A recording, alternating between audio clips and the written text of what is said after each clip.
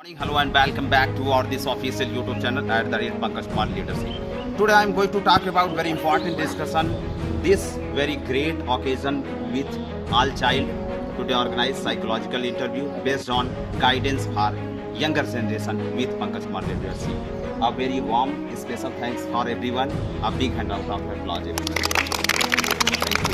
पहला क्वेश्चन है, आने वाली युवा पीढ़ी भविष्य में अपना करियर कैसे चुनना चाहिए? देखिए इन्होंने क्वेश्चन पूछा how to choose your career. मेरा 6th क्वेश्चन है, अक्सर लड़की को उनके पेरेंट्स फ्रीडम क्यों देते हैं? सर मेरा प्रश्न है कि वर्तमान में बच्चे पढ़ाई में इतने कमजोर क्यों होते जा रहे हैं? पहले के जैसे बच्चों की तरह इतना तेज क्यों नहीं हो पा रहे? पहले के बच्चे पढ़ाई में बहुत ही विकसित थे, बट अब के बच्चे पढ़ाई में काफी कमजोर और लो सिटी में जा रहे हैं। मेरा क्वेश्चन है,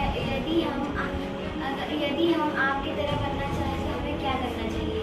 एज ए स्पीकर बनने के लिए सबसे पहले होता है बी अ कॉन्फिडेंट, आत्मविश्वास, self confidence. You are the one, be the legend. As a for example be the legend. Your thoughts they become your words. Watch your words they become your action. Watch your action. They become your habits. Watch your habit. They become your character. Watch your character. It becomes your destiny. एक वास्तविक शिक्षक कौन है? एक शिक्षक के रूप में हमें विद्यार्थियों के शिक्षण के प्रति सकारात्मक होना चाहिए। एक शिक्षक नकारात्मक हो ही नहीं सकता, और अगर वह निगेटिव होता है तो वह शिक्षक नहीं है मेरी नज़र में। एक शिक्षक के रूप में हम सर्वदा विद्यार्थियों के शिक्षण तथा पाठ्यपुस्तक के बाहर भी उनकी समझ में वृद्धि से संबंधित होते हैं। एक शिक्षक का बेसिक नेचर गुड है, वह नकारात्मक सोच ही नहीं सकता। जिद है कि मतलब मुझे अगर कोई चीज़ चाहिए रहती है तो फिर मुझे चाहिए रहती है। अगर मैंने एक बार ठान लिया कि मुझे ये चीज़ करना है तो फिर मुझे कोई नहीं रोक पाता है। Mr. Pankaj Kumar, inspiring interview for everyone. An international educational speaker, motivational speaker, Mr. Pankaj Kumar, an entrepreneur, philanthropist, humanitarian speaker, young scientist, Indian entrepreneur, educational reformer, social reformer, environmentalist, team promoter. Mr. Pankaj Kumar is an alum of Banaras Hindu University. He is the founder, owner and CEO Mr. Pankaj Kumar Leadership, Mr. Pankaj Kumar CEO Academy, Mr. Pankaj Kumar Career Institute, Mr. Pankaj Kumar Onion. A very special warm welcome, a big hand round of applause everyone for this great, unforgettable, inspiring for everyone interview.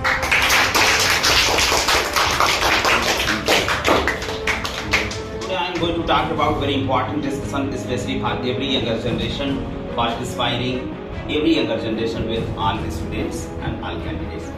I am saying all interview and all seminars and all classes, very famous quotes of Satyasaya in Sanskrit language. I am Nijah Parvaveti Gad Naam Lag Chetasam Udar Charita Naam Tu Vasudhaiva Kutumbakam. उच्च चरित्र वाले लोगों के लिए यह समस्त धरती ही परिवार है। आपका चरित्र यानी आपकी शिक्षा आपके जीवन पर कितना महत्वपूर्ण प्रभाव डालती है, ये आप समझ सकते हैं। अब बिग हैंड ऑफ अप्लॉज। इसको बोला जाता है अभी बीते हुए कल में महान सबसे कम उम्र में नोबेल पुरस्कार विजेता और बच्चों के लिए अपने मस्तिष्क पर गोली खा जाने वाली मलाला यूसुफजई का जो है उनसे संबंधित उनका जन्म दिवस कह सकते हैं, उनका मनाया गया। उन्होंने क्या कहा था, मैं ये हमेशा कई स्टूडेंट के साथ मैंने शेयर भी किया है। 1 pen 1 book 1 child and 1 teacher can change the world, education is the only. आज इस आधिकारिक YouTube चैनल पर अब तक के सारे सेमिनार सामने देखे, सेमिनार के साथ साथ आपने साक्षात्कार भी देखा, और यह जो आज यह सीरीज स्टार्ट हो रही है, जस्ट फॉर एग्जांपल आपका पॉडकास्ट तो यह सीरीज जो होगी, इस सीरीज का मैं नाम रख रहा हूँ बच्चे मन के सच्चे।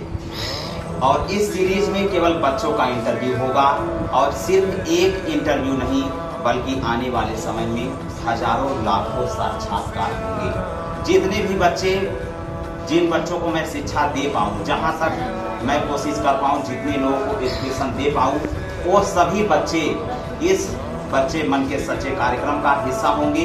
साथ में पंकज कुमार लीडरशिप उनको सही मार्गदर्शन देगी। उसके साथ साथ सिर्फ शिक्षा ही नहीं बल्कि बच्चों को किताबी ज्ञान के अलावा बाहरी ज्ञान से वे किस प्रकार जुड़े।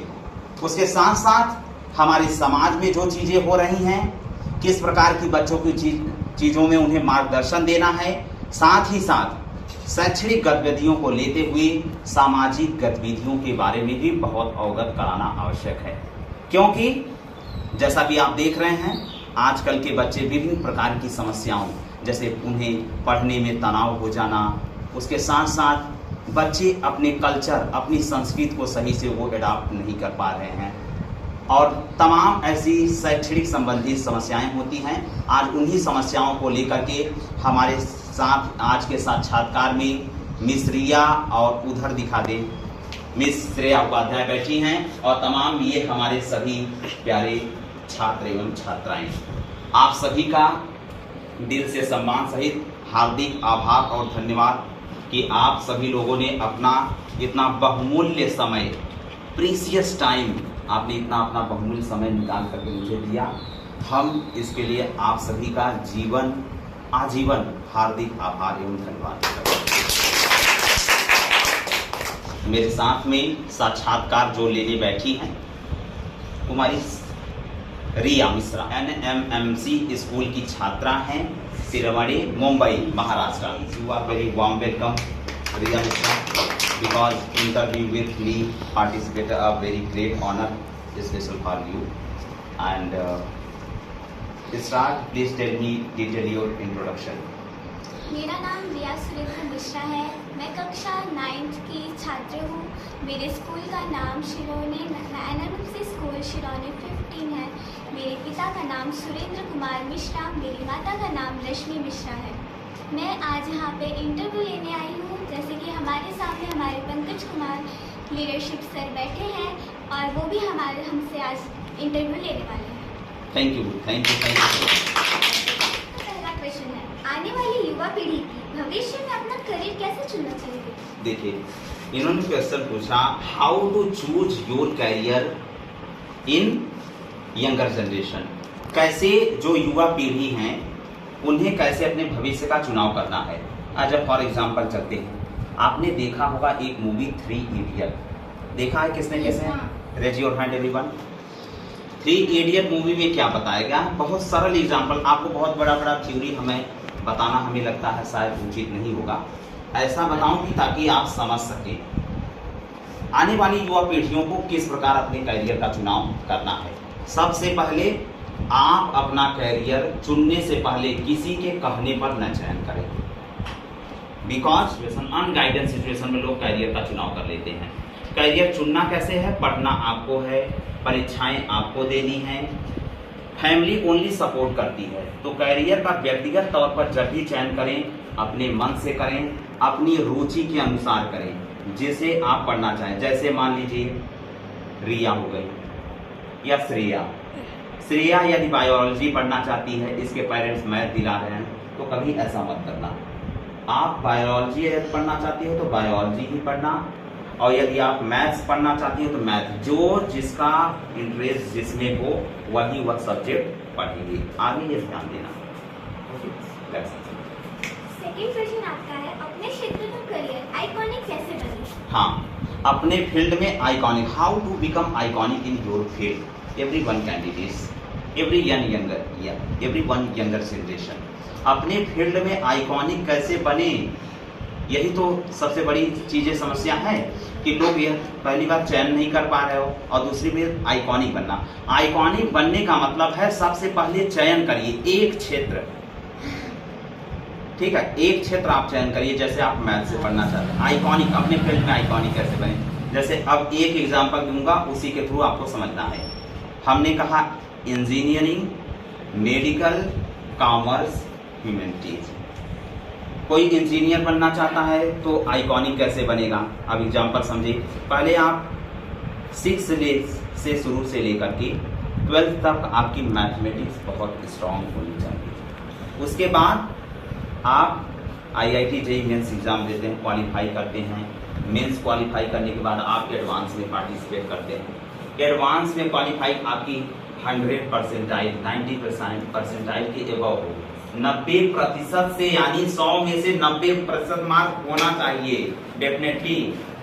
नहीं तो आपका जो है एडमिशन पॉसिबल है ही नहीं इन IIT इंस्टीट्यूशंस, ये ध्यान दीजिएगा। उसके बाद आप जैसे ही इसको क्वालिफाई करेंगे तब आपका एडमिशन जो है IIT में होगा। IIT में एडमिशन जैसे होगा फिर उसके बाद तब जाके आप बीटेक करेंगे। बीटेक करने के बाद तब आप जो है अपने, जब बीटेक करने जाएंगे वहाँ भी आपको फील्ड मिलेगी। जैसे आपने देखा होगा मिसाइलें बनाई जाती हैं, वो एरोनॉटिकल इंजीनियरिंग हो जाती है। बायोटेक्नोलॉजी, जो एप्लीकेशन को यूज किया जाता है एज अ फॉर एग्जांपल आप लिविंग ऑर्गेनिज्म, ठीक है, वो हो गया। मैकेनिकल इंजीनियरिंग, जो तमाम तरीके के डीजल्स और इंजन्स होते हैं उनमें कैसे वो किया जाता है। तो जो भी फील्ड आप चयन करेंगे आइकॉनिक तभी बन सकते हैं। जैसे टीचर के क्षेत्र में how to become in a field of teaching area the iconic person, तो टीचिंग के क्षेत्र में कैसे आइकॉनिक बनेंगे, यानी आपको एजुकेशन के प्रति हमेशा अपना नजरिया सकारात्मक, as any time thinking of positive situation. तीसरा क्वेश्चन है, आजकल इंजीनियरिंग, मेडिकल, अन्य प्रतियोगी परीक्षाओं के छात्र आत्महत्या क्यों कर रहे हैं? आत्महत्या, जैसा कि आपने देखा नीट में अभी हाल ही में स्कैम हुआ।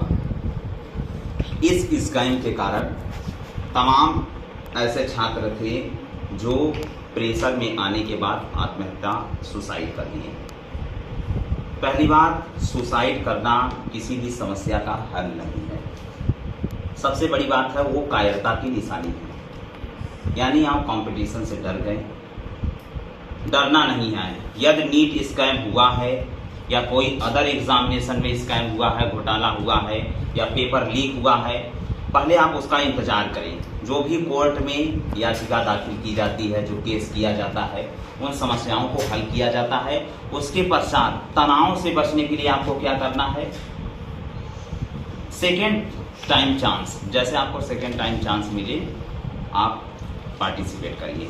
आपको लगता है कि हम फेल हो गए, फेल शब्द को पॉजिटिव में बदल दो। How to change the fail positive शब्द in positive word, how to fail word is in positive changes according to doctor APJ Abdul कलाम।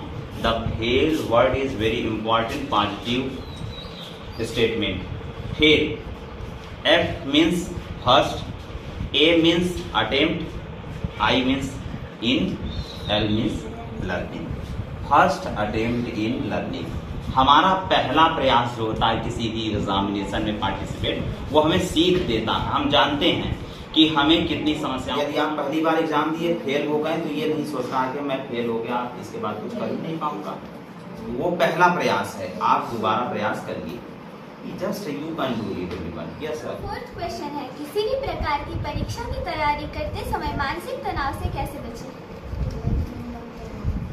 इन्होंने पूछा परीक्षा की तैयारी के दौरान मानसिक तनाव से कैसे बचें। जैसे मैं पढ़ाता हूँ जब छात्रों को, कई लोगों को होमवर्क, अरे सर इतना होमवर्क मत दीजिए, मेरा सर दर्द करने लगता है, मुझे अच्छा नहीं, ये सबसे बड़ी अनबिहेवियरल थिंकिंग और आपके माइंड की बहुत बड़ी गलती है। जब चीज़ें, समस्याएं आपको वही प्रॉब्लम सॉल्विंग करने के लिए चीज़ें दी जाती हैं जिससे आपके ब्रेन पर हल्का सा वैसा पड़े, क्योंकि जब आप लॉजिक चीज़ें सॉल्व करते हो तभी आपका ब्रेन स्ट्रांग होगा। जब आप इजी चीज़ें को सॉल्व करेंगे, इजी क्वेश्चन को सॉल्व करेंगे, कहाँ से आपका ब्रेन तेज होगा। जैसे सोचो ना कि मेमोरी पावर को कैसे बढ़ाएं, हम वही चीज़ें, ऐसी चीज़ें पढ़ें जो जिसमें कोई चीज़ लॉजिक हो। अब ऐसी चीज़ें पढ़ेंगे ही नहीं जिसमें कोई लॉजिक ही ना हो। आपको वही चीज़ें पढ़ना है जो चीज़ें आपको जब भी पढ़ें लॉजिक होना चाहिए, वो मेंटल एबिलिटी जैसा क्वेश्चन, वो मानसिक योग्यता आपको जानने की कोशिश करें। यदि इजी करेंगे तो माइंड भी हमेशा ऐसा इजी जैसा। मेरा 5th क्वेश्चन है, आप आने वाले युवा पीढ़ी में क्या अच्छी सीख देना आपने कहा कि आने वाली युवा पीढ़ियों को as for example of younger generation how to your futuristic vision is the best learning. दो ही चीज़ें हो सकती हैं। मैं वो शब्द मैंने हमारे YouTube चैनल के ऊपर आप देखिए लिखा है, नेशन फर्स्ट विथ पॉजिटिव। हम जो भी कार्य करें सकारात्मक सोच के साथ करें, in positive ways only, not a negative thought. जब भी हम कोई चीज़ करें ओनली पॉजिटिव थॉट वे में करना है, ताकि वे चीजें सकारात्मक, उसका परिणाम क्या होता है पॉजिटिव वे में करना है। जैसे मैंने एक दिन वर्ड बाहर बोला, बोले watch your thoughts they become your words, watch your words they become your action, watch your action they become your habits, watch your habit they become your character, watch your character it becomes your destiny, यानी यदि आप अपने विचारों के बारे में जब positive thought रखेंगे तो वो क्या निर्माण करेगा, एक शब्द का निर्माण करेगा। और जब आप शब्द देखेंगे तो एक क्रिया का निर्माण होगा, जब आप एक क्रिया को देखेंगे तो आपकी आदत का निर्माण होगा, और जब आप आदत को देखेंगे आपके चरित्र का निर्माण होगा, जब आप चरित्र को देखेंगे तो आपके भविष्य का निर्माण होगा। तो यही चीजें हैं। मेरा 6th क्वेश्चन है, अक्सर लड़की को उनके पेरेंट्स फ्रीडम क्यों नहीं देते? इनका क्वेश्चन है मिस रिया का, बहुत इंपॉर्टेंट, और ये सभी को सवाल ये चूक सकता है। आप पहले पूरा इंटरव्यू देखें तभी इसके बारे में रिप्लाई दें। इनका क्वेश्चन है, अक्सर लोग ज्यादातर पेरेंट्स अपने बच्चियों को फ्रीडम क्यों नहीं देते? तो मैं आपसे ये कहना चाहता हूँ वहाँ कई कारण होते हैं, जैसे शैक्षणिक कारण और सामाजिक कारण। इजी भाषा में आपको सरल भाषा में बताऊं, शैक्षणिक जब गतिविधियां आती हैं, शैक्षणिक कारण जो होता है उसमें सभी बच्चों को आप जैसे ही आप संविधान की प्रस्तावना पढ़ते हैं या भारतीय संविधान में जो अधिकार होता है शिक्षा संबंधी अधिकार, 5 वर्ष से लेकर के 14 वर्ष तक को बच्चों को बाल श्रम नहीं कराना है। बाल श्रम निषेध अपराध है। The child labour is the prohibited, is very harmful for everyone our society. हमारे समाज के लिए बाल श्रम कराना बहुत ही, और उसके साथ साथ ये तरीके से लीगल तरीके से भी ये कानूनी अपराध है। ठीक है, क्रिमिनल क्राइम आप कर रहे हैं यदि आप अपने बच्चों को करा रहे हैं। और इन्होंने कहा कि बेटियों को क्यों फ्रीडम नहीं मिल रहा है, इसका सबसे बड़ा कारण है सामाजिक कारण, और कोई कारण नहीं हो सकता, क्योंकि समाज में एक तरीके की ये भ्रांति है नकारात्मक चीज़ों को सोचना। तो जितने भी पेरेंट्स हैं, एवरीवन पेरेंट्स और एवरीवन स्टूडेंट, सभी विद्यार्थियों की तरफ से रिक्वेस्ट हैं वो अपने बच्चों के बारे में नकारात्मक न सोचें। उन्हें आप सकारात्मक रूप से सोच करके आप ये कह सकते हैं कि आप अच्छा कर सकते हो, पढ़ सकते हो, और दूसरे के बहकावे में ना आए। जैसे फॉर एग्जाम्पल होता है पड़ोस के लोग। व्यक्तिगत तौर पर देखा जाए किसी के माता पिता कभी भी बच्चों को परेशान नहीं करते, ज्यादातर पड़ोस के लोग परेशान करते हैं, वे तमाम टीका टिप्पणी करते हैं, जबकि पेरेंट्स कभी भी अपने बच्चों के बारे में नकारात्मक नहीं सोचता। मैं किसी भी पेरेंट्स का बेटा हूं तो मैं जानता हूं मेरे मदर फादर कभी मुझे नहीं मना करते किसी भी चीज के लिए, बिकॉज उन्हें कॉन्फिडेंस है कि only education as the positive thought.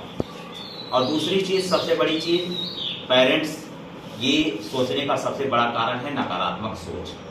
पड़ोस के लोग कह करके उनको परेशान कर देते हैं। माता पिता का विचार कभी भी ऐसा बेटा नहीं होता, कभी भी गलत नहीं होता। एक पेरेंट्स कभी भी अपने बच्चे के बारे में गलत नहीं सोचता। केवल साइकोलॉजी, आसपास के लोगों में ऐसे मनोविज्ञान को जो है ओरिजिन उत्पत्ति कर दिया जाता है कि उन बच्चों के बारे में सब लोग क्या करते हैं, गलत सोचने लगते हैं कि यह बच्चा ऐसा है, जबकि न तो बच्चे की गलती है न पेरेंट्स की। केवल सोसाइटी एज ए पॉजिटिव होनी चाहिए। सबसे बड़ा रीजन गलती ये कर रही है कि बच्चों के बारे में वह नकारात्मक सोच रही है, और इसका सबसे बड़ा कारण। और फ्रीडम की बात जहां तक आती है, फ्रीडम कई कारण हैं। जो अपने बच्चे को फ्रीडम नहीं देता यानी वह जानवर से भी बदतर इंसान है। जानवर तो एक तरीके से वह नेचुरल प्राणी है, उसको इतना ज्यादा मतलब समझदारी बुद्धि क्षमता नहीं होती, लेकिन जो है आप इंसान हो, आप सकारात्मक सोच सकते हो, अपने बच्चे को फ्रीडम दे सकते हो। और फ्रीडम तभी आपको मिलेगी जब आप अपने पेरेंट्स को पॉजिटिव रिजल्ट परिणाम देंगे। अभी आज रिया मेरे साथ इंटरव्यू दे रही है, मैंने लगभग कम से कम अबाउट 10 से 12 बच्चों को मैं पढ़ा रहा था, उसमें से मैंने इनका ही चयन क्यों किया? क्योंकि पॉजिटिव बोल पाना, सकारात्मक बोल पाना, बी ए कॉन्फिडेंट रहना, ये सबसे पहले डेवलप करें कि कैसे हमको पॉजिटिव रहना, कैसे सकारात्मक रहना है। ठीक हो। सबसे बड़ी चीजें जब लोग फ्रीडम देने की बात आती है, सबसे बड़ी घटनाएं आपके घरों में ही हो रही है। एक दिन मैंने आप लोग को ऑडियो भी सुनाया था, लगभग जितने रेप हमारे समाज में होते हैं उनमें से 95% घर के अंदर होते हैं। घर के मेंबर्स या दूर के रिश्तेदार या आस पड़ोस के लोग करते हैं, और उनमें से शायद 10% से ऊपर की खबर किसी को लगती नहीं है। क्यों नहीं लगती है? क्योंकि जब जब कोई बच्ची अपने पेरेंट्स को बोलती है कि ऐसा हुआ है, पेरेंट्स कहते हैं कि नहीं, तूने गलती की होगी, या छुपा दे, दबा दे बात को, चुप रहे, दूर रहा कर उनसे। हिम्मत नहीं करते कि हिसाब बराबर करें, अपनी बेटी का हक मांगे उस आदमी से, इतनी हिम्मत नहीं करते। ऐसे बुज़दिल समाज में क्या होगा? डिप्रेशन नहीं होगा, एंजाइटी नहीं होगी तो क्या होगा? लगभग 95% चीजें, गलत चीजें हमारे घरों के लोग ही, उसके साथ साथ आस-पास पड़ोस के लोग ही कर रहे हैं। तो सबसे ज्यादा डर किसमें है? घर पर ही, घर पर, और प्लस बाहरी चीजें। बाहरी इसमें गवर्नमेंट है, शासन पूरी तरीके से मुस्तैद है। आप देखो, जब भी आपके साथ कोई गुड टच, बैड टच करता है, गलत गतिविधियां करता है, आप अपने पेरेंट्स को बताएं। यदि पेरेंट्स यदि नहीं सुनते हैं तो आप पुलिस को कॉल कर दें बिना डरे, और चाहे अपने आप का कोई भी। क्या करेंगे? मारेगी ही ना, मार करके क्या कर लोगे?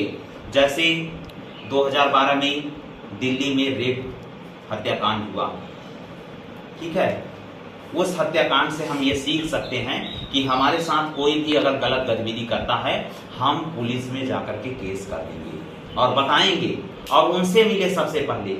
महिला थाना आपके लिए है, किसी भी प्रकार की आपको समस्या कोई परेशान करता है, तुरंत आप शिकायत करें। अब समझ में आया?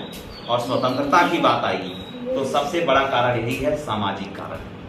सामाजिक कारण के ही, और इस बुराई को, इन सभी कुरीतियों को दूर करने का एक ही तरीका है, आप सभी ही इस कुरीति को दूर कर सकते हो, वो केवल पॉजिटिव थॉट के साथ।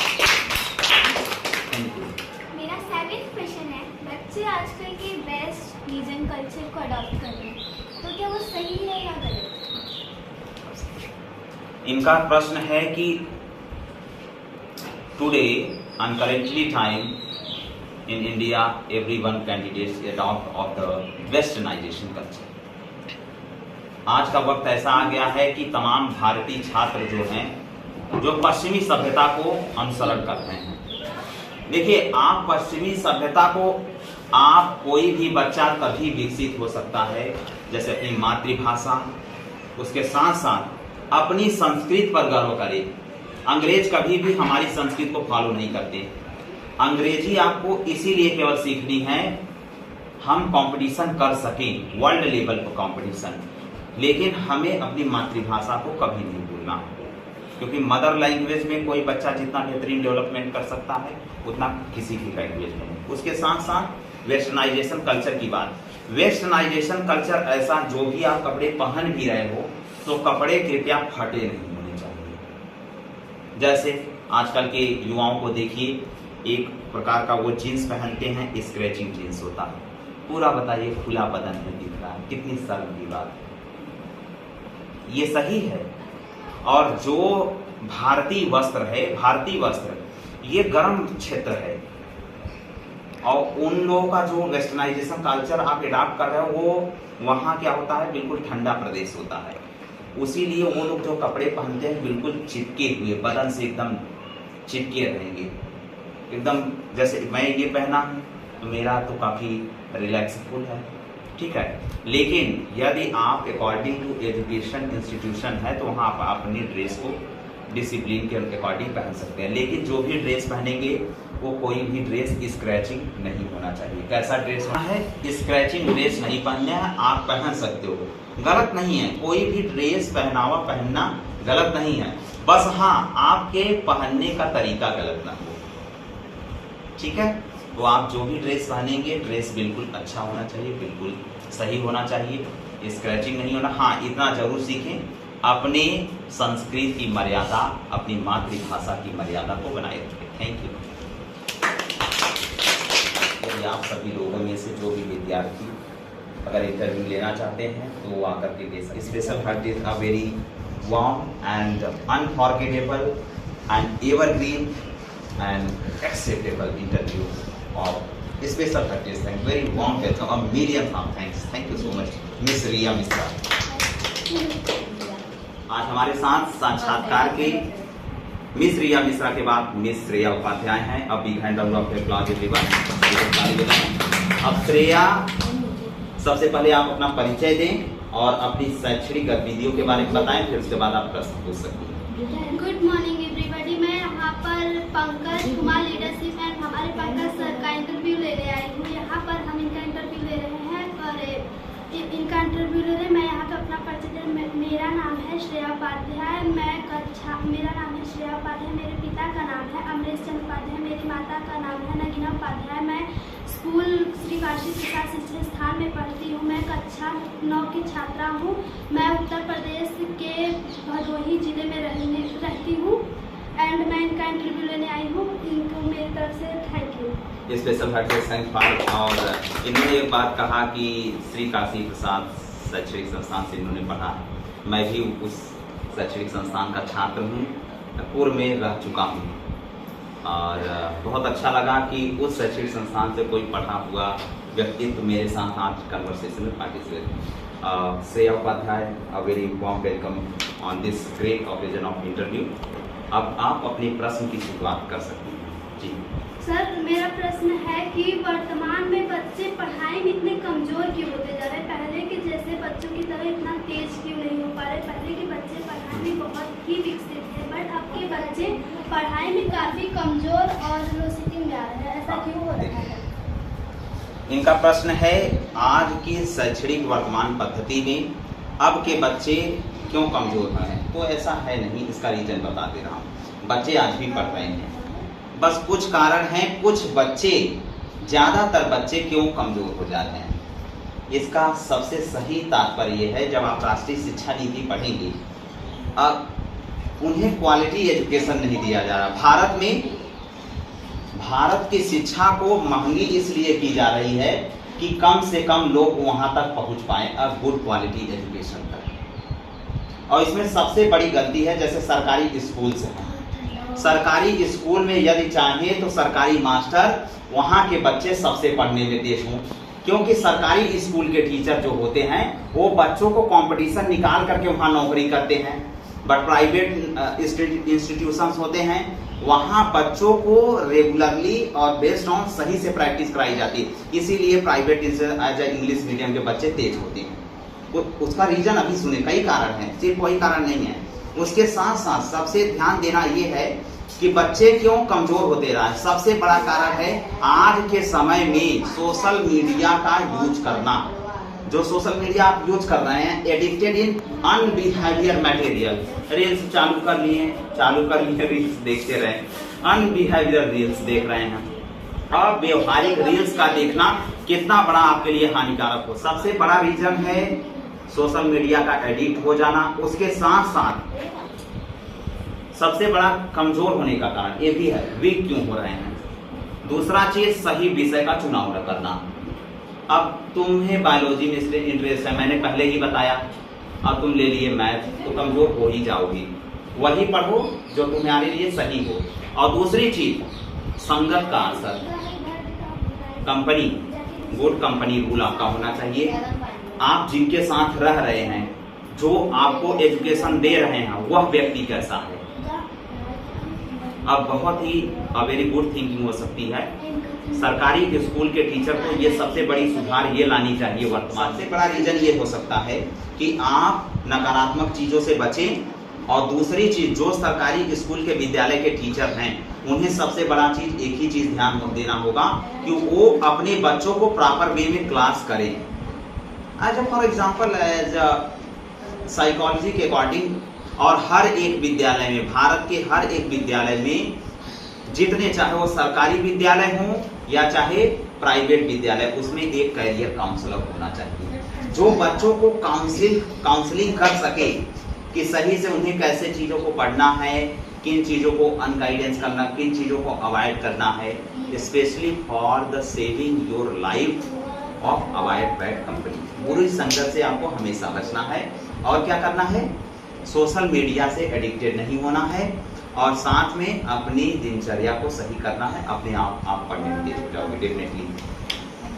और सर मेरा सेकेंड क्वेश्चन है कि पास्ट के बच्चे क्यों बातें कुछ ऐसी थी जो नहीं याद रखते हैं और पढ़ाई को भूल जाते हैं, ऐसी क्या कमी? इसका रीजन, हाँ ठीक, इन्होंने प्रश्न ये किया कि कुछ चीजें ऐसी होती हैं, हम एजुकेशन रिलेटेड चीजों को भूल जाते हैं, जबकि वैसी चीजें हमें याद। पहली चीज, जब हम कोई चीज याद करते हैं ना, वो हमारे सबकॉन्शियस माइंड में रहता है, अवचेतन मन की शक्ति सबकॉन्शियस माइंड में।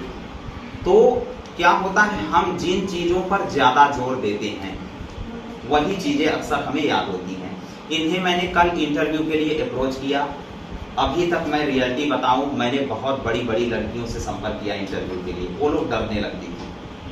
और आपकी हिम्मत की मैं जो है दाद देता हूं कि आप इतने कम उम्र में साक्षात्कार देने के लिए तैयार होते हैं।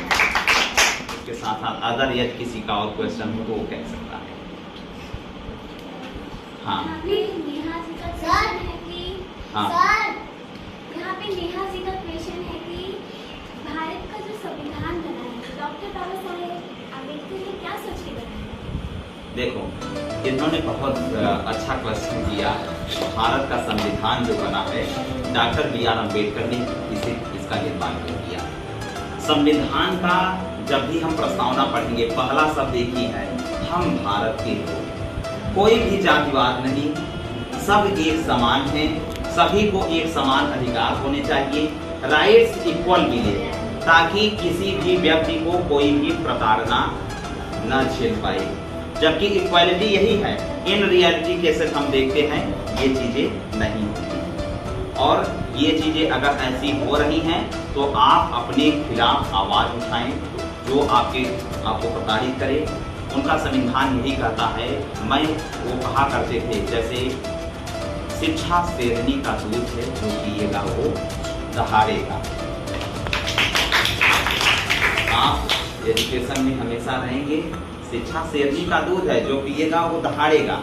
और वो एक बात और कहा करते थे डॉक्टर बी आर अम्बेडकर, ये कहते थे, मैं उस धर्म को महान मानता हूँ जिसमें समानता, बंधुत्व यानी भाईचारे को महत्व दिया जाए।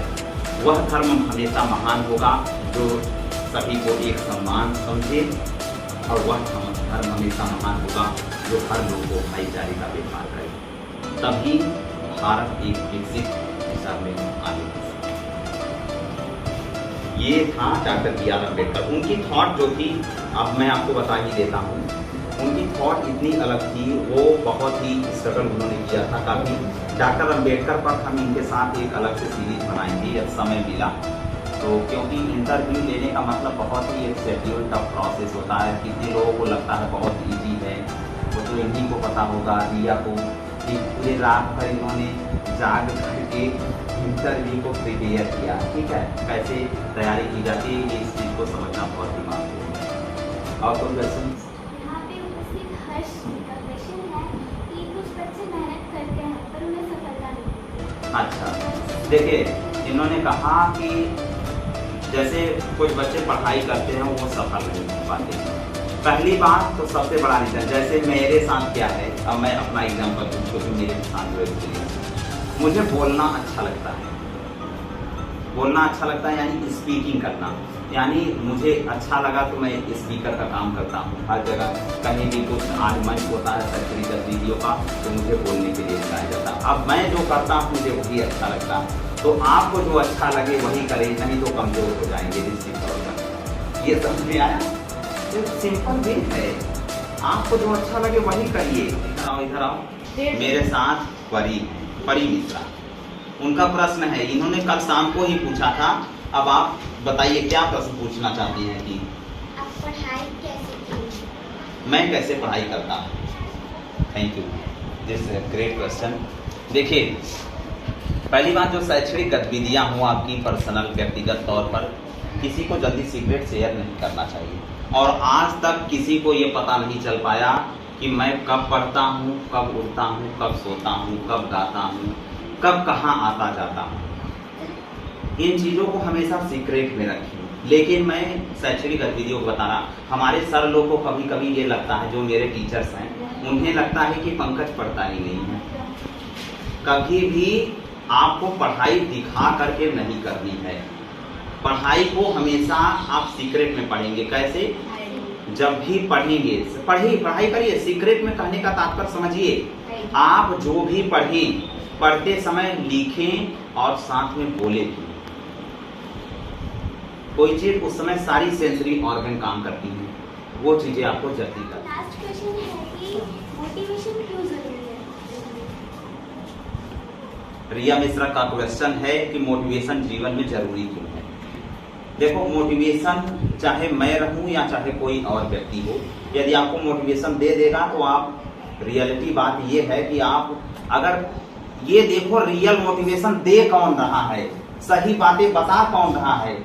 क्योंकि वर्तमान में सही चीजों को मार्गदर्शन करने के लिए सब सही चीजें नहीं बताते। आप उन्हीं से व्यक्ति से सवाल पूछे जो आपको सही जानकारी दे पाए। Only the best function of in your life the self motivation. आपके स्वयं प्रेरणा से आप बेहतर कर सकते हैं। आपको अपने अंदर से स्वयं से मोटिवेशन लाना होगा, और उसके साथ साथ सिर्फ टीचर का मोटिवेशन आपको काम नहीं आ पाएगा। और मोटिवेशन उन्हीं से लेना है जो आपको पॉजिटिव चीजों को बताएं, जो आपको सकारात्मक मोटिवेशन दे सके, जो आपको सकारात्मक प्रेरणा दे सके, सही बातों को बता सके कि ये चीजें सही हैं। ऐसा मोटिवेशन आपके जीवन में हमेशा लाभदायक होगा। अगर यदि आप अनबिहेवियर मोटिवेशन सीखेंगे तो वो आपके लिए हानिकारक होगा। Thank you. ऐसा क्या है कि आज के युवाओं को 3 चीजों से बचना चाहिए? हाँ, ठीक। इन्होंने कहा ऐसा क्या है आजकल उन 3 चीजों से युवाओं को बचना चाहिए।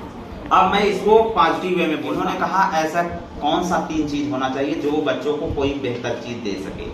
मैं बता रहा हूँ 3 चीजें बहुत बेस्ट एग्जाम्पल है। नंबर 1, पहला हो सकता है एजुकेशनल इंस्टीट्यूशन। आप किसी शैक्षणिक संस्थान जाए, वहां आपका ब्रेन डेवलप करेगा। दूसरा एग्जाम्पल हो सकता है टेम्पल, मंदिर। The temple is centre of inspiration. मंदिर क्या होता है? प्रेरणा का केंद्र होता है। जब मंदिर आप जाएंगे आपको पीसफुल स्पिरिचुअल मेडिटेशन, आपको स्पिरिचुअल पीस, आध्यात्मिक शांति मिलेगी। और तीसरा हो सकता है फील्ड, खेल का मैदान। खेल के मैदान में आप जाएंगे, आपकी फिटनेस फिट रहेगी। तो 3 आपके लाइफ में बेस्ट एग्जाम्पल, एक शैक्षणिक संस्थान, मंदिर। और मंदिर कोई भी हो सकता है, वह चाहे अगर इस्लाम धर्म के हैं तो वो क्या जा सकते हैं, अपने मस्जिद जा सकते हैं, मॉस्क। चर्च के अगर ईसाई हैं तो वो अपने चर्च जाएं। एवरी रिलीजियस प्लेसेस जा सकते हैं, वहां आपको सही चीजें सीखने को मिल पाएगी। और तीसरी मैंने बताया खेल का मैदान, वो आपके लिए बेहतर आपका मिल सकता है। Thank you. सर, मेरा क्वेश्चन है कि वर्तमान में बच्चों को कैसी फैसिलिटी देनी चाहिए, कैसी आज़ादी देनी चाहिए, किस तरीके की? Thank you, very great question. प्रश्न पूछा बच्चों को किस तरीके की आजादी देनी चाहिए। देखिए, आजादी को सही रूप से हासिल करने का मतलब है आप सही गतिविधि करें। जैसे यदि आप शिक्षा ग्रहण करने जा रहे हैं तो वहां किसी भी पेरेंट्स को बच्चे को मना नहीं करना चाहिए। यदि वह बच्चा जा रहा है और यदि आप मना कर रहे हैं तो यानी आप अपने बच्चे के लिए सबसे बड़े अपराधी हुए। जैसे फॉर एग्जाम्पल आजकल के भारतीयों में जो अपना भारतीय कल्चर है, लड़कियों जैसे बेटियां पढ़ती हैं तुरंत शादी करने के लिए उत्सुक हो जाते हैं। जानते हैं यहाँ सबसे बड़ा एक चीज जान लीजिए, पहले उन्हें खूब पढ़ाइए वो ताकि शैक्षणिक गतिविधियों को अचीव करने के बाद आजादी की बात आई, फ्रीडम की। फ्रीडम का सबसे बड़ा कारण ये है कि यदि आप अपने बच्चों को आजादी देना चाहते हैं, मैंने यही बोला कि उन्हें पहले एजुकेशन पूरी दें। एजुकेशन पूरी होने के बाद जब वो अपने आप को मतलब एक तरीके से इंडिपेंडेंट हो जाएं, आत्मनिर्भर हो जाएं, सेल्फ रिलायंट हो जाएं। अब इस समय विजन ऑफ इंडिया, भारत में प्रधानमंत्री जी का ये विजन है कि जो है विजन फॉर इंडिया हो, सभी सेल्फ रिलायंट हो। तो आप निर्भर बने, बच्चों को आप निर्भर बने और उनकी स्वतंत्रता को कोई भी न छीने। यदि आप स्वतंत्रता को छीनते हैं यानी आप उनके जीवन के सबसे बड़े अपराधी हैं। Thank you. क्वेश्चन है कि आजकल इतनी महंगाई, हर चीजों पे भी जीएसटी लग चुका है। आज इतनी महंगाई के कारण मतलब छोटे जाति बच्चे मतलब छोटे लोग पढ़ नहीं पा रहे हैं। हाँ। उनको क्या करें कि वो पढ़ सके और जैसे कि वो भी पढ़ के कुछ महान कर सके। जैसे कि वो भी छोटी जाति की बच्चे हैं, शिक्षा प्राप्त हुई, वो पढ़ के कुछ महान करें ना, ऐसा छोटी जाति के बच्चे। बहुत बेहतरीन क्वेश्चन, ताली बजाएं इनके प्रश्न के लिए। इन्होंने कहा कि जो वंचित वर्ग के बच्चे हैं उनको शिक्षा कैसे दी जाए। तो आपको मैं बताना चाहता हूँ, भारत में वंचित वर्ग वाले बच्चों के लिए इतने ढेर सारे शैक्षणिक संस्थान हैं। वो CHS का एग्जाम दें, वो जवाहर नवोदय विद्यालय का एग्जाम दें जिसमें निःशुल्क शिक्षा दी जाती है। अपनी प्रतिभा को साबित करें, अपनी प्रतिभा का लोहा मनवाएं, एंट्रेंस निकाल करके जाएं और फ्री में पढ़ें। और विद्यालयों पर फीस पर पाबंद लगाना चाहिए, जो इतना ज्यादा महंगी फीस लोग कर रहे हैं। उसके साथ साथ ऐसे कुछ चीजों को सामाजिक परिवर्तन लाना होगा जिसके साथ साथ आप लोग भी अगर अपना समय हल्का सा निकालें तो ऐसे बच्चों को ये देखें, उन्हें कुछ बता सकें, वो बेहतर कर सकें। एवरीवन पर्सन इज इक्वल है, सभी एक समान हैं और उनको शिक्षा देना बहुत ही महत्वपूर्ण है। वंचित वर्गों को सबसे बड़ी चीज यही दूर की जाती है कि जो सरकारी विद्यालय हैं वहाँ एजुकेशन को सही, सबसे बड़ा यही कारण है। आज बच्चे अगर पढ़ भी नहीं पा रहे हैं तो उनके माता पिता की ही गलती है, सबसे बड़ा कारण। और उसके साथ साथ सरकार को विशेष तौर पर जैसे आश्रम पद्धति विद्यालय और ज्यादा बढ़ाना चाहिए, बड़े लेवल पर ऐसा हो, हर ब्लॉक में एक आश्रम पद्धति का विद्यालय हो जाए, ठीक है। और जवाहर नवोदय विद्यालय तो है ही निःशुल्क। तो ये सब तमाम ऐसी गतिविधियां और भी हो सकती हैं। निःशुल्क स्कूल को बढ़ावा देना, भारत सरकार निःशुल्क स्कूल को बढ़ावा दे। उसके साथ साथ सामाजिक आधार पर भी एक बदलाव लाना होगा। सिर्फ ये आप सोचें कि सारी चीज सरकार ही करे तो ये संभव नहीं है। सरकार को हम सभी को अपनी सकारात्मकता के साथ मिलकर के काम करना होगा। Thank you. और ऐसा श्रेया दुबे। मेरा पहला क्वेश्चन है, यदि हम आपकी तरह बनना चाहें तो हमें क्या करना चाहिए? एज ए स्पीकर बनने के लिए सबसे पहले होता है बी अ कॉन्फिडेंट, आत्मविश्वास, self confidence. You are the one, be the legend. As a for example be the game changer. पहले आप अपनी प्रतिभा को पहचाने और बी कॉन्फिडेंट होकर के स्पीक करें, बोलें। Right to freedom of speech expression, आपको स्वतंत्रता, अभिव्यक्ति की आजादी का अधिकार है। आप किसी को बोलने से अपनी बातों को न दबाएं। और उसके साथ साथ आपको पढ़ना पड़ेगा हर टॉपिक से। Every topic you can touch, आप छू सकते हो हर अध्याय को। और उसके साथ साथ जब भी कॉन्फिडेंट होंगी तभी आप बोल सकती हैं। और टीचर बनने के लिए आपको बहुत कुछ पढ़ना पड़ेगा, बहुत कुछ सीखना पड़ेगा। Thank you. और कुछ बता सर, मेरा दूसरा प्रश्न है कि हमारे देश में जैसे अभी IAS सब पढ़ाई कर रहे हैं, तो पुलिस सर्विस का पढ़ाई कौन करेगा? IAS नहीं, everyone is not prepare for IAS।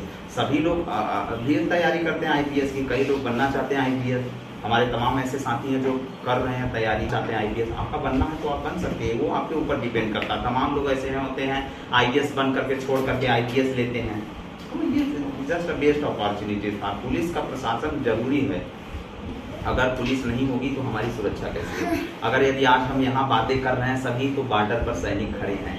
और मैं एक चीज कहना चाहूंगा, वो हमारे रियल हीरो होते हैं। रियल हीरो कौन है? Indian army, Indian air force, Indian navy. अभी का नाम तो देश के रियल हीरो के लिए सम्मान होना चाहिए, ना कि फेक हीरो। आपको हमेशा रियल हीरो को देखना है। रियल हीरो कौन है? और सुंदरता के लिए बात मैं ये बताना चाहूंगा, जो ब्यूटी से ब्रेन हो, ब्रेन से ब्यूटी हो, जो दिमाग से सुंदर हो, वही सबसे रियल सुंदर है, ना कि अदर व्यक्ति यदि सोचे I am beautiful. No, you are very ugly person. तुम बहुत ही भद्दे आदमी हो यदि तुम्हारा ब्रेन नहीं सही है। और जरूरी नहीं है केवल पढ़ा लिखा ही व्यक्ति ब्रेन से टैलेंटेड हो। यदि आप पढ़े लिखे नहीं हैं, तब पर भी यदि आपकी सकारात्मक सोच है, तो आप पढ़े लिखों से बेहतर हैं। समझ में आया? ये है श्रेया उपाध्याय और रिया मिश्रा का, दोनों लोग का आगे बहुत बहुत हार्दिक धन्यवाद। इन्होंने साथ में हमारे साक्षात्कार दिया। अब इसी तरीके से लगातार आप जो है साक्षात्कार संबंधित शैक्षणिक गतिविधियों से संबंधित आगे भी आप पॉडकास्ट देखेंगे। आप दोनों आई और मेरा साक्षात्कार ली, और साथ में हम दोनों सभी लोगों के बीच और छात्रों के बीच वार्तालाप हुआ, तमाम लोगों की समस्याएं शांत हुई। उसके साथ साथ अदर साक्षात्कार में सबसे पहले विशेष तौर पर मिस रिया मिश्रा और मिस श्रेया उपाध्याय का बहुत बहुत हार्दिक आभार और धन्यवाद। आप सभी लोग, दोनों लोग मेरे साथ इंटरव्यू में पार्टिसिपेट किए। और आज के साक्षात्कार की विजेता फर्स्ट प्राइज जो है दिया जाएगा मिस रिया मिश्रा को, और उन्हें मैं दे रहा हूं आज़ाद हिंद फौज, जिन्होंने भारत को रियल आज़ादी दिलाई थी। आप इस पुस्तक को पढ़िएगा पूरा, निश्चित तौर पर आपको पता चलेगा कि किस आधार पर जो है सुभाष चंद्र बोस ने इस समस्त देश को सबसे पहले आज़ाद हिंद फौज का गठन करके पूरे भारत में क्रांति की लहर जो है शुरुआत कर दी थी। Miss Riya Mishra, for a very warm welcome everyone, a big hand out of applause everyone. साक्षात्कार कार्यक्रम में द्वितीय स्थान जिन्होंने हासिल किया है, उनका नाम मिस श्रेया उपाध्याय है। अ very warm welcome and big hand out of applause everyone. इन्हें NCERT की इन्होंने क्वेश्चन पूछा था राइट्स के ऊपर, तो सोशल एंड पॉलिटिकल लाइफ, सामाजिक जीवन स्तर पर और राजनीतिक जीवन कैसा होना चाहिए, इन्हें कक्षा 6 की NCERT की ओरिजिनल बुक दी जाती है। अ वेरी स्पेशल कांग्रेचुलेशन और is the last question giving your answer. And राष्ट्रीय शिक्षा नीति 2020, कैसे हमें आगे चलकर एजुकेशन को पढ़ाई करना है, कैसे पढ़ना है, इसमें आप ये सीखेंगी। उनको जो बुक्स मिली हैं वो सोशल और पॉलिटिकल लाइफ को समझ पाएंगी। उनका है वो भारत की आज़ादी का सही मतलब सही से समझ पाएंगी।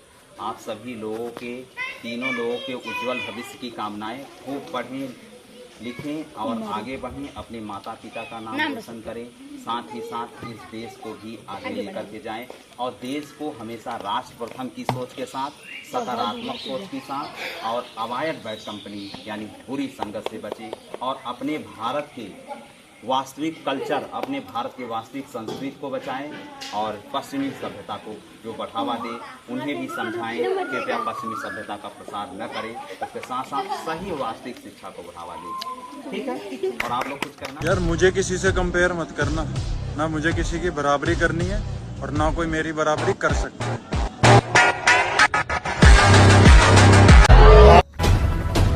A new beginning coming soon, Pankaj Kumar CSE Academy. You can do it. Success is your destiny. Stand up, never give up. Globalization of free education on YouTube.